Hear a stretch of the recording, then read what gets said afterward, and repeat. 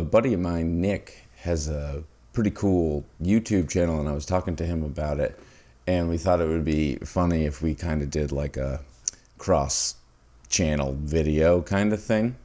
So I told him, I got the story with you and me in it, I could tell. And for some reason he agreed. This is kind of a wild story, and I think the idea behind him being like, yeah, you could tell it, is like, you learning from your past and like being glad that, this isn't how you live anymore. Because like that's kind of why I tell the stories I tell on here about myself. I've known Nick for a while. This story actually takes place, I think, in like 2007, I'm going to guess. At the time I was cleaning bars. I'm waking up at 4 a.m, getting to places a little before 5, and cleaning up the chaos that had happened the night before. So on this particular evening, I was at my apartment, and Nick sent me a text that him and some of our friends were out at a bar near my apartment. So, and the bar that they were at was one that I cleaned.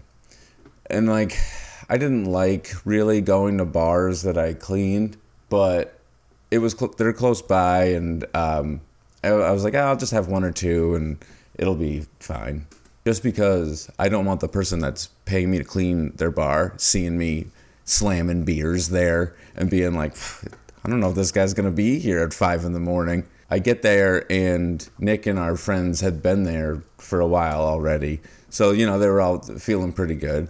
And I went and I got 2 beers because the bar was pretty packed. There was a lot of people there. So I got 2 beers so I wouldn't have to wait in line. So I went, they were all at a booth, so we were like sitting down at the booth. I finished my beers, and Nick needed a beer too, so we walked over to the bar. Like I mentioned earlier, the bar was really packed. So there was like a wall of people at the bar. So we're standing there, and, Nick's feeling pretty good, so he's getting a little antsy. And he gives me a little nudge and wink, and I'm like, uh-oh. And he decides to grab the butt of a guy that's standing right in front of us. This is a big dude. I'm looking up at him. He's got muscles. He's working out. And when Nick grabbed his butt, he turns around like he's like, oh, what's who's into this, And then he sees Nick, and he was not a happy camper. The dude is not happy that Nick grabbed his butt and is getting real heated real quick. And Nick is not helping his situation, doing like these kinds of things and blowing kisses and stuff. So the guy is like super upset now, and is like calls over to a friend of his, and this guy comes over even taller, even more muscles than the original guy, and all he has to hear is that this tiny dude Nick grabbed his friend's butt, and he's like, so now he's even more angrier, and he gets in Nick's face, and he's talking all this shit, and they're close. So Nick thinks it would be a good idea to give the guy a kiss on the lips. So the dude is like recoiling, and then is like just sees red and plows a headbutt directly into Nick's face, and his nose basically just explodes. And now Nick is just like gushing blood, and he's now recoiling, and the guy is talking shit. So Nick thinks this is a good idea and spits blood into the guy's face.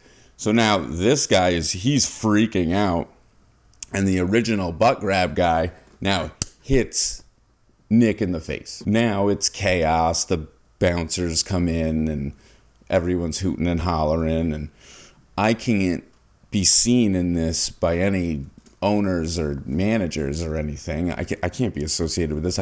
This is my livelihood to clean this place, so I have to just go like disappear into the night and don't even say anything to anyone, just head right to the door. So then I have to return to the scene of the crime at 5 a.m. to, clean up the bar. Eventually I end up in the spot where the whole thing happened, which was like right by the jukebox in the bar, and I always had to clean the jukebox. So I go to clean the jukebox and it's literally covered in Nick's blood. I don't know if like nobody used the jukebox or what was going on after that night, but this thing was a mess. It looked like it had gotten its nose broken. And I'll never forget cleaning up Nick's blood at 5 a.m. and being like, I can't believe that dude did that. So I've been telling this story for a while now, basically ever since it happened 15, 16 years ago, however long that's been. And I was talking to Nick, and he definitely remembers it slightly different, obviously. So it's very funny to me how, these shared experiences can kind of result in different stories. So I just wanted to thank Nick for letting me tell that story, and you should go check out his pretty sweet videos. Let me apologize for the one that I'm going to have a hand in, because it's definitely going to dumb down usually pretty knowledgeable and fun to watch videos. So